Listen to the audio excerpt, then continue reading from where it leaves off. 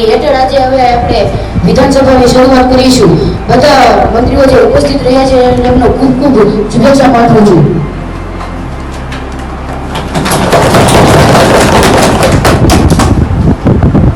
પ્રશ્ન ક્રમાંક 1. માનનીય અધ્યક્ષ, હું આપના માધ્યમથી માનનીય મંત્રીશ્રીને સવાલ પૂછવા માંગુ છું. ગંગા સ્વરૂપ આર્થિક સહાય યોજના ક્યાંથી અમલમાં આવે છે? આ યુક્ત યોજના અંતર્ગત કેટલી સહાય ચૂકવવામાં આવે છે? આ યોજનાનો લાભ કોણ કોણ લઈ શકે છે? 6.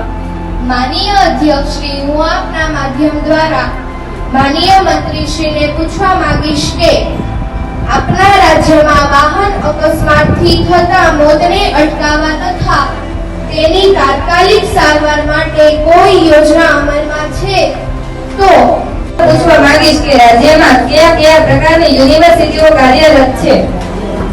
માનનીય મંત્રીશ્રી, માનનીય મંત્રી અધ્યક્ષશ્રી, હું આપના માધ્યમથી સભ્યોને કહેવા માંગુ છું